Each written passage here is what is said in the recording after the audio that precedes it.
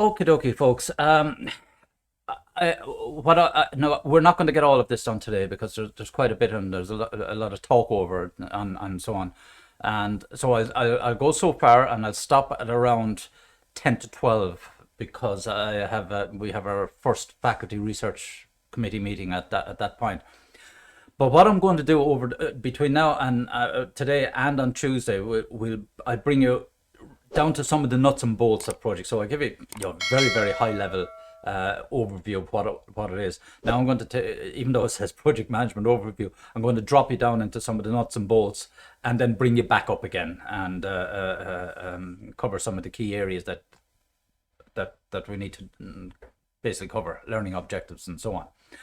So in this one, we'll start to look at definitions, terms of project, what's involved in project management. We'll describe various project tools, the techniques, work breakdown structures, as I mentioned to you before, and this element here, critical path and program evaluation and review technique. Critical path and PERT as the other abbreviation is. They're the two most common and widely used concepts in project management, but we look at what they actually mean. Critical path, that's the preferred method, really.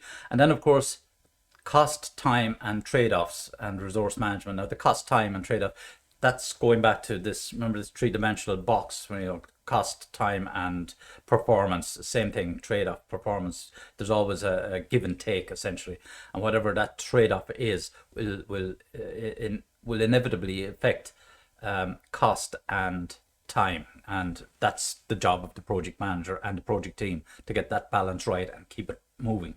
And then we look at how we can execute projects, and that comes down to essentially down to the methodologies that we use, and defining and breaking them down to larger chunks, and then subdividing these phases into smaller, ultimately down to these work breakdown structures. And then, as I said, how to avoid risks and failures, and that's really coming back to the two core roles or aspects of project management. That's monitoring and control, and how to be able to spot things, and putting risk in, and if we do this it'll cost us this, and there's a high risk, blah blah blah, and what are the trade-offs. So it's all about having a plan A, plan B, C, D and E in some cases. Okay, so as we say, what is a project and what is project management? And as we say, we also need, of course, the whole thing is gelled together with the project manager or project leader, whatever you want to call them in the organization.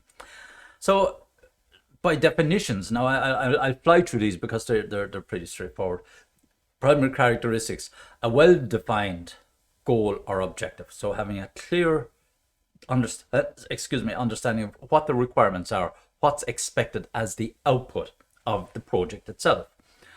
And then a composed set of interrelated activities, specified beginning and end time, and specified resource and personnel requirements, a budget, and uniqueness. And if you remember when I was saying in the last lecture, wrapping all that up into very simple definition, it has a start, a middle, and an end. That's a project. And then everything after that is just layers and different ways of looking at it. So interrelated activities, that's where we start to bring in this critical path concept. So, for example, if you were building a house, to use a simple example, you wouldn't build the roof first, clearly. You'd build the foundations, put them in. Then you'd build the walls. Then you'd put on the roof. So that's the logical sequence of the way things are done. You might be building the roof, some of the structure in parallel with the blocks as they're going up.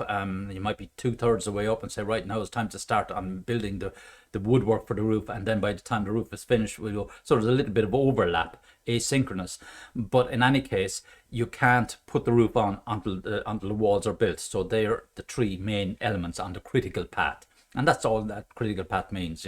What has to be done before the next step, and so on. And so that's by way of definition, well-defined goals, and that's the important thing in these projects.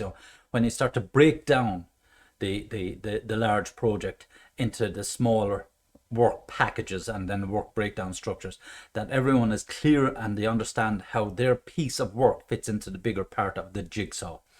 I often liken this to, or compare it to, if you've ever seen, for example, your IKEA, and you bought any furniture from IKEA, and you look at the diagram, you see the whole thing. Obviously, a picture of what it looks like, a pencil diagram or a block diagram, and then they'll have it expanded out in the different components and the screws, so on and so forth. That's what's known as, in operations terms, exploding the bomb. And what the BOM is, BOM, bill of materials.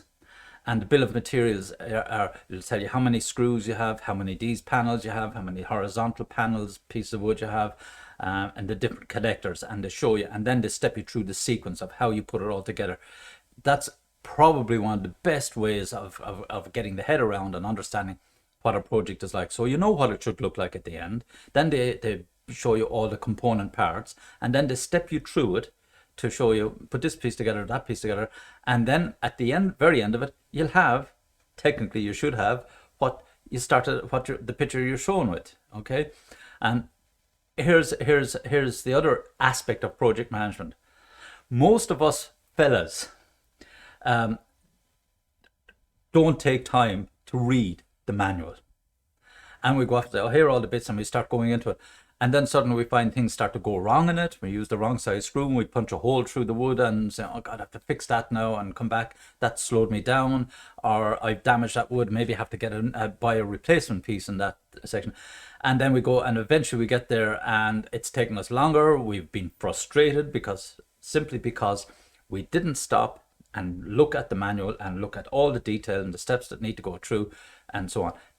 That scenario that I just described is precisely what happens in projects a lot of the time. We try to mitigate all of these, so step by step, do it in a controlled process. And if you take it step by step, and you understand what you're supposed to output, you'll actually can speed up. You'll save time, because sometimes we think that by not reading the manual we'll save time and get it done faster, and that's where mistakes happen. Exactly, in projects, mistakes happen because project managers don't plan sufficiently. They don't go to enough detail, or they haven't clearly communicated what each section or each step or each work breakdown package is supposed to be. So projects generally have to include pre-specified deliverables after completion, so we know what we are expected to deliver. Pre-established limits and exclusions, what's included and what's not included, and that's always that's usually the role of the project manager at the very start while negotiating with the client. And the client could be anyone. It could be an external customer, it could be internal. Say, for example, if you're introducing an IT system or an upgrade to an IT system, you'll have to talk to other departments that might be affected. It might be HR and finance, and say, look, we're going to have to bring down the system, we're introducing this, or do you have any new requirements that we can include in the next release when we upgrade the system? So establishing the when and how and what's included. And they might say, well, we'd like all these features, and we say, well, we can't have all of these features because our computing power isn't powerful enough. We need to upgrade our servers, therefore those features may be excluded from the overall upgrade, and so on. And there is always an element of risk, always, in every project. Things go wrong. That's the nature of the world we live in. And no matter how well and how detailed and everything you have possibly considered in the project said, now it should run smoothly, it doesn't. That's the harsh reality of life. Things happen. You don't know what's going to happen around the corner. You don't know if someone is going to fall sick. You don't know if one of your suppliers or one of your components are going to fail, and so on. You don't know everything. If we did, sure, what's the point? Sure, we wouldn't even have to do this. But unfortunately, there are elements of risk. It's how cleverly you analyze everything, and that's why it's so important when we're working with teams that you have different specializations, different experiences, knowledge, and so on and so forth, so everyone can see it from different perspectives. You might not be a finance person, but you'll have a financial person on your team, because they'll be able to highlight the costs and so on, and the cost of borrowing money, and they suspect that this is going to go up, that interest rates are going to go up, and suddenly your project is going to cost a little bit more, and you might not have known that because you're a technical project manager and you're not interested in the finance, for example. But in any case, as long as you have the right people around you in the early stages to cover as much as possible to mitigate the risk. So teams made up of several individuals, and I was saying come from different, which the point I was just making, and then team members work are working on multiple projects at the same time. That can often be the case in many organizations. You could be working on 2 or 3 different projects, and that's where some of the issues in project management, when we talked about responsibility and authority. And you remember I mentioned this idea of using matrix structures or functional organizations or product organization structures, to changing the org chart to try and get away with or avoid these issues around accountability and so on. So operations management projects, as we call them, new products and services, the Nintendo, the Wii, Sony PlayStations, and Microsoft Xbox. So you have, these are all big organizational projects, and these would take considerable time. So when, I don't know, what are we on, PlayStation 5, you can be absolutely sure the guys are already looking at PlayStation 6, probably 7, probably 8 already. These guys are thinking way down the road, and they're probably thinking, well, maybe by PlayStation 10 we will have total holographic interactions, and we'll be using an awful lot more of artificial intelligence. Maybe that's what they're thinking, but the technology isn't there yet. So these guys they have their roadmap of what their products might look like, but they're also evaluating what the customers are thinking. What experiences do the customers actually want? And they're also looking, the Xbox will be looking at PlayStation and so on. What are they doing? And so they're already looking ahead to try, but it's a huge undertaking for each version of these products when they come out, because they'll try and build it on some of the existing technology, use the existing production processes if possible, and expand it and bring in newer technologies. Is it purely software based, for example, or do they need some new hardware?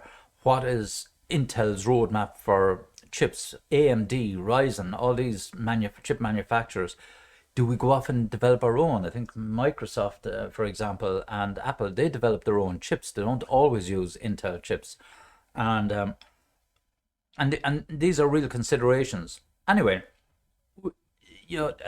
they're tangible, physical products that take a lot of effort to plan and execute. And here you have another one example, and these are for as I say, for example, internal type projects, quality improvements, like implementing Six Sigma. They use American Express here as an example. Many companies have levels of Six Sigma or Lean Six Sigma, whatever way you want to look at it, or all of these variants of continuous improvement programs that they run in their companies, and they're run like projects. So we have to find out, well, what do we want to do? Well, we need to benchmark where we are. That's the starting point, and then put a project in place. So we know that our quality is only 89%. We need to get it up to 94%. So now what do we need to plan what to do, where to make the most impact, where we're going to get the biggest return for our effort. And we might look at production processes. We might look at data collection to give us more information about what we're doing and how we're doing what we're doing. And as in almost in parallel, other organizations will have to comply to ISO, and the International Standards Organization 9000, which covers everything, and 14,000 services. So we might be saying, well, we want to have certification here because our customers expect it, or our suppliers, or our legal requirements for hazardous materials or whatever, manufacturing process, health and safety. All of these elements are covered under the ISO, and when we are certified, then it gives us a badge to say that yes, we're compliant with all the industry standards in our production processes, and so on and so on. And these things don't just happen inside an organizations. They take time, and considerable effort. Nevertheless, they're actually worth it because there is a big payback on if we do things more efficiently, more effectively. We can actually improve quality and improve performance. And bottom line, literally, is improve profits. And that's the whole objective. Even though you might say, I know we're spending all this money on quality and so on, this is a waste of money. Absolutely not. Oftentimes, you find a lot of issues in companies that can be removed and made easier, and even for employees themselves, that overall has a very positive impact on the organization. And God knows, but I've been through all of these in companies. From quality circles back in the 80s, right through to Six Sigmas and other variants like capability maturity modeling in the software industry as such, and how we put form and structure around things, and absolutely when I was not much older than you guys in software engineering, I absolutely hated all the documentation. I hated it. Hated having to write requirement specs and functional specifications and program descriptions and complex flow charts and all this sort of stuff. I hated it. And my wife at the time, my first wife, she worked in the manufacturing side of the company while I was in the software engineering side. And she was representing Ireland in a quality circle, quality conference, EQFM, European Quality something manufacturing. But anyway, it was all production people, and it brought me back a book which was probably about that thick, but one of the last chapters was about software quality and so on. So I don't know why boredom. I don't know. I read the thing, and it was like an epiphany.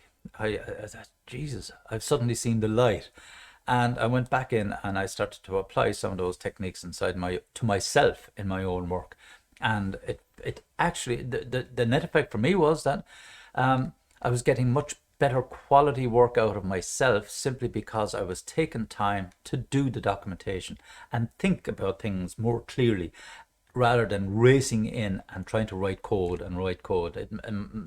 I started to become more efficient with my code, not just the writing, but the actual solutions in the software that I was implementing. So it does have a positive effect. And at one point, no, I'll tell you the story another time, but we're under a bit of pressure today. So, and you remember then the project management, I talked about the Project Management Institute, and this is it here. This is just the background that you can see at PMI.org. And I have this PMBOK, body of knowledge. And they basically have 5 generic phases or categories of a project. The initiation. So, yeah, we're going to kick off a project and we need to pull some people together. Then we need to plan in detail the project, execute it, and then right through the from start to finish, we have control, which also includes monitoring. And then, of course, we close it, the end of the project. And then we continue with the post-project and say, well, is it doing what it's supposed to? We said it would do, and so on. But we'll come to that. But generically, we have these 5 categories of a in terms of project. So in the initiation phase, business problem or opportunities identified, and we put together a project team. Now, the project team at the very start at the initiation might only be a handful of people. It might be 2 or 3, it might be 5 or 6, depends. But you don't need the whole organization or hundreds of people or 30 or 40 people working at that phase. That's not altogether true, because it can be quite a large project. When I was working with Ericsson, we could have 30, 40, 60 people in this phase. But then again, by the time we ramped up, do you remember the S graph, the S curve? We might be the 30 or 40 people down here, project managers and sub-project managers and so on, pulling all our expertise together to plan the project. And then we'd bring in all the engineers and so on and product people. That's where we'd ramp up, and there could be 1,000 people, could be 800, could, in one case 2,500 people working on a project. So bottom line is saying you just have a handful of dedicated, key skilled people at the very start of the initiation. And then we go through the execution. That's where the project management skills come in. Get the job done and watch what's happening and see how it's happening. And then the Institute, as I said, recommends that project managers need to gain expertise in such areas as information interpretation, scope, time, cost, quality, human resources, managing people, communications, risk, and procurement. So as you can see, there's quite a range of skills. In many respects, a project manager is like like having an MBA. You need to have insights or understandings of different functions in an organization, such that it makes sense to you. That if you were a pure technical project manager, for example, you could be going off developing to develop or propose a brilliant piece of technology to sell to customers. Now, as a technical project manager, you mightn't be aware of the cost. You just want to build the technology. No doubt you would build the technology, but at what cost? Is it even feasible to sell the thing?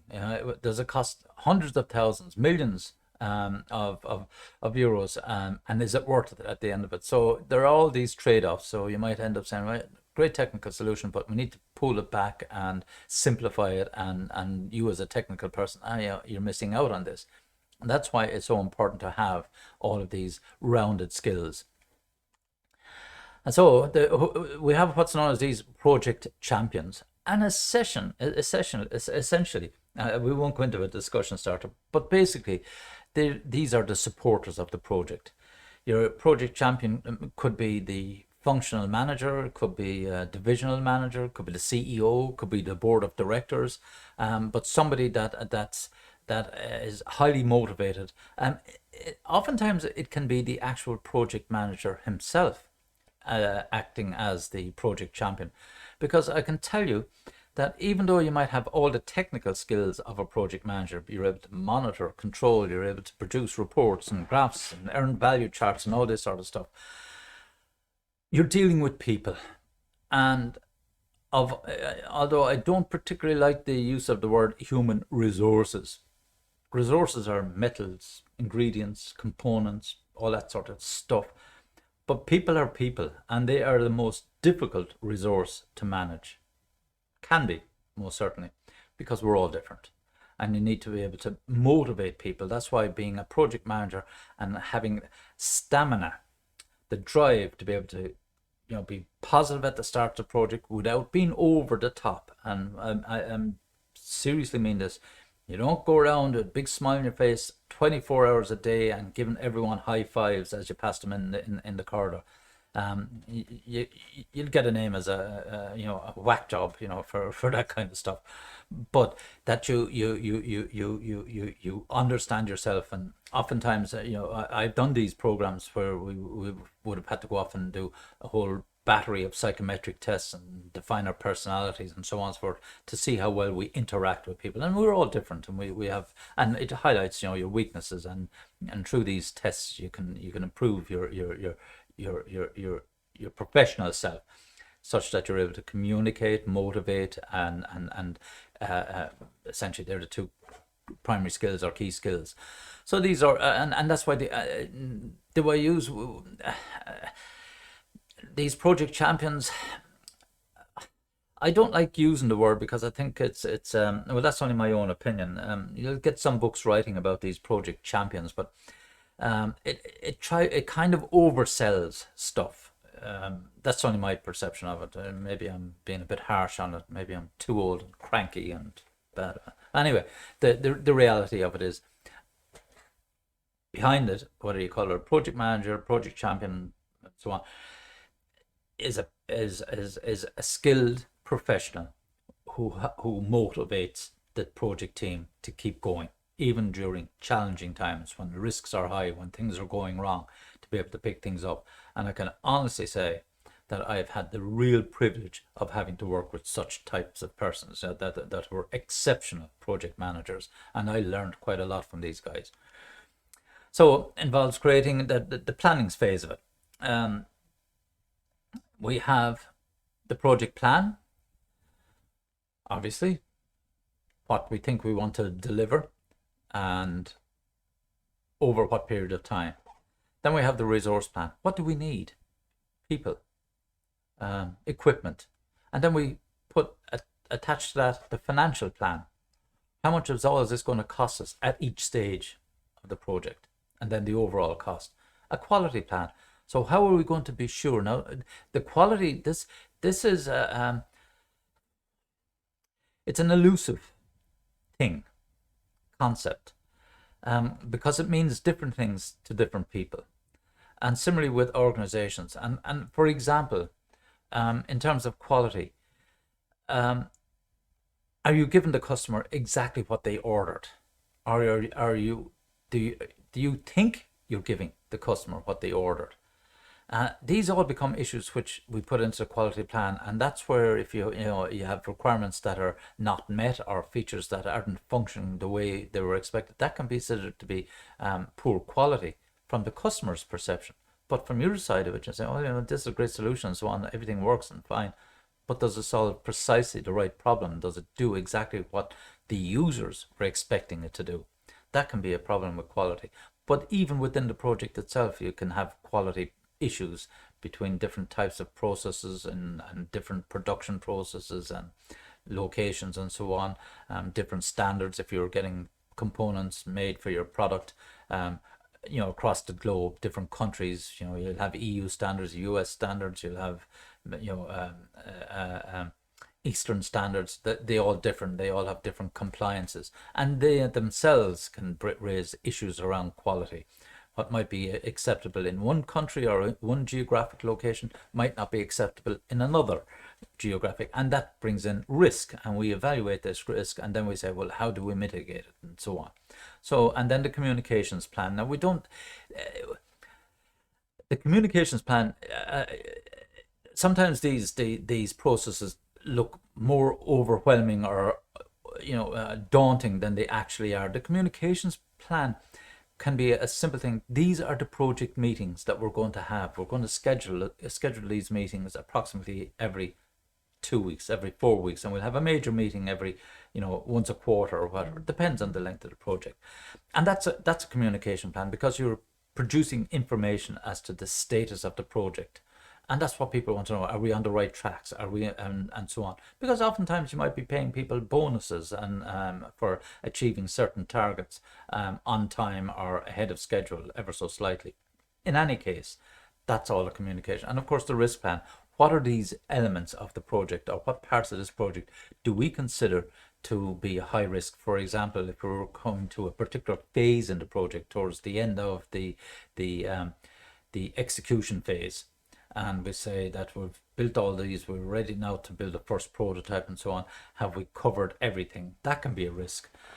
Or you might be dependent on suppliers having certain components manufactured for you and ready for you to build into your product at a particular point in time. That's a risk. So we might highlight these elements or aspects of the project that we consider to be a risk, and we'd highlight it. So if we know that we're expecting certain components to be delivered to us on the 3rd week of March, and then we probably say, well, but you put a plan in place. Let's check with our suppliers.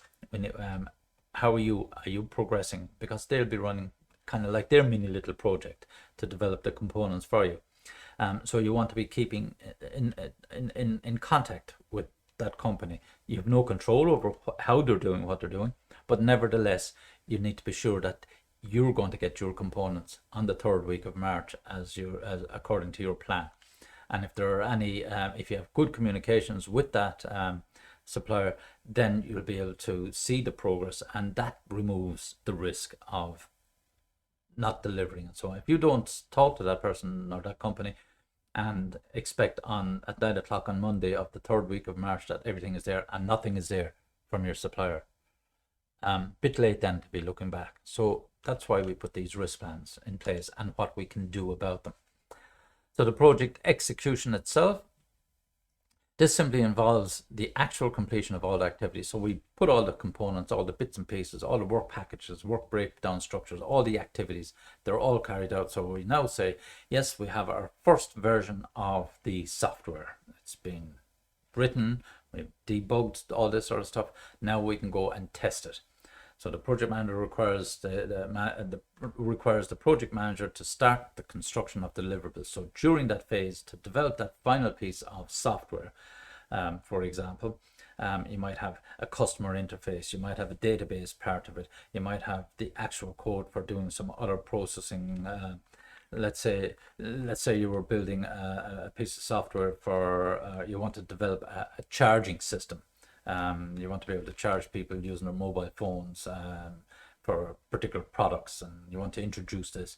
So that means you have all sorts of is it working on mobile, is it on tablet, will it work on a standard PC interface? So they're all three different work breakdown packages. They all have to come together, and they might use the base code, and they might have to use some kind of a database. Do we use an inbuilt database? Do we use Sybase, DBase, all of these different types of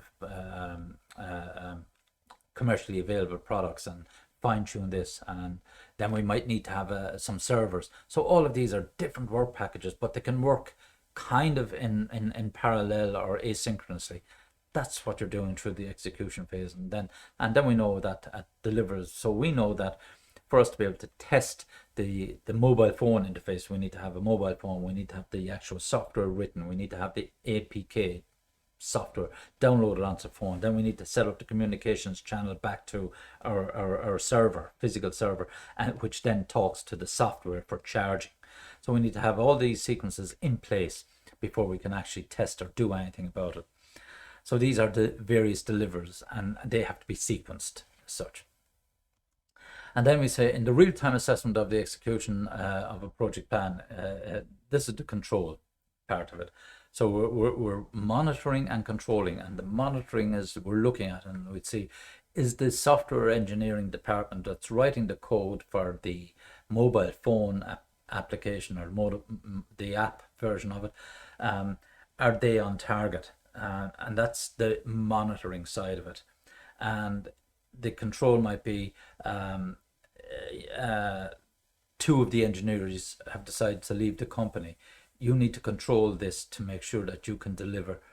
So get the replacement engineers in, make sure that they're of the same or better caliber of engineers, and so on.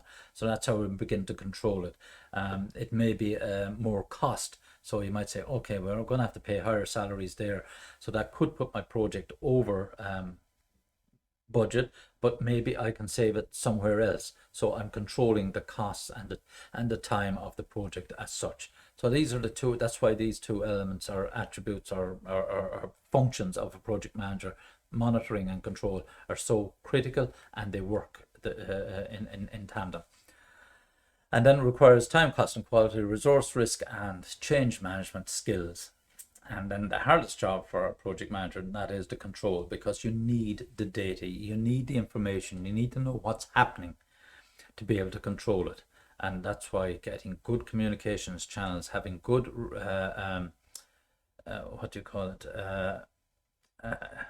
working relations with all the other departments, with the other functions, with the sub project managers and team leaders and so on, having very good communication.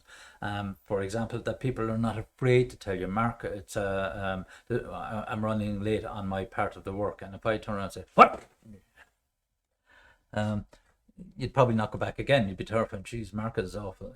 So again, being able to listen, understand, and help the purpose, because really a lot of the job as well, like good management in an organization, is not about controlling people, but controlling the environment in which they operate such that they can do their jobs more effectively. That's management, or more precisely, good leadership. Clear the way for people to be able to get things done in a positive environment, but also having the resources, having the training, having the time, and so on, to be able to do what they have to do. That's the challenge for the project manager. And then, of course, the last part here of these categories, as they call it, is the closure. Now, in here they're talking about what used to be what we called it the post-mortem meeting, and that was when everything was delivered, the product has gone out the door, it's gone to the customers, and we say that's it, now we can have the final meeting, review everything, budget, costs, time, quality, and everything. And if we say everything is done, tick the boxes, we're 5% over, we're 3 days late, blah, blah, everything within acceptable parameters, therefore tick the box, project meeting is over, on to the next one. Doesn't happen that simply, unfortunately, or fortunately, to be honest with you, because it's really only a formality to say, yes, we can now close off this meeting, but we go on and we do more stuff. There's always, and this is why in the business side of things, I was telling you about the products and services and how now they're actually two in the one. So you buy a product, there's a service. So no matter what product or service you buy, there's always after sales services or warranties, call them what you will, support. And that's a valuable phase of a project that we introduced many years ago into our own methodologies. And and oftentimes products can be quite volatile in the first several weeks, several months, and then they settle down. So you'd have a pretty strong support team in there to be able to answer customers' issues very quickly. You know yourself, if you buy, if you get any piece of software, there is always an upgrade and there are always software updates coming out, and that's the reason, because they get the deliverable out available to general customers, and sometimes they know that there's a high risk here of these things happening, but we're not sure, but it's good enough for the customers to use as is. Then customers start experiencing issues, and then we start to see, yeah, there's clusters of customers here are having particular problems with this app. Therefore, they go in and say, well, let's fix, and then they come out with a range of fixes. Sure, you're getting updates, and you know yourself on your mobile phones, you're constantly getting updates, and some applications are updating almost, at least once a week, if not more frequently, and that's what's happening. But it's a valuable source of input, because some of them are these complaints from customers or reports from customers might be valuable insofar as that, oh, this is how they think it should be used, maybe this could be a new feature, and so on. So it's a valuable source of gathering essentially free marketing data, because you're getting it directly from the customers, and they're giving you this is a known fault, this is outside the spec of the specification of the software, but nevertheless it's a good feature, because we have a number of people complaining about this thing, and we've told them, yes, but that's not, but we might consider it for the next release. So you're getting a lot of valuable information, and then eventually it settles down and people become, the product stabilizes over time. So that post-project period is extremely valuable, and we introduced an extra phase into our projects, and I'll show you that in the model we have, specifically for that, until such a point that we decide that we retire that version of the product.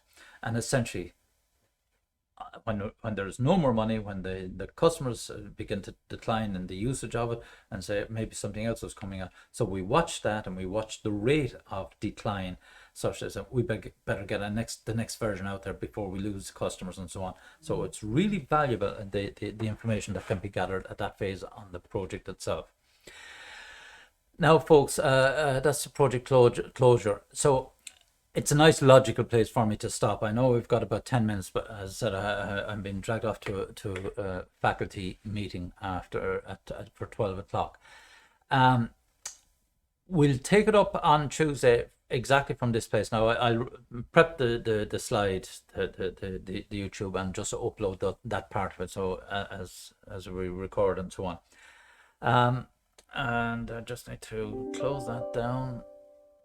Sorry. Yeah, I'll close that down there, and it's the land of the living, and I zoom myself out here.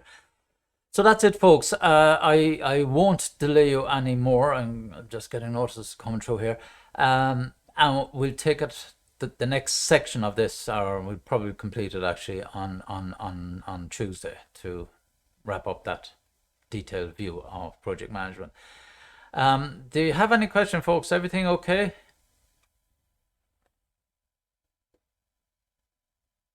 No?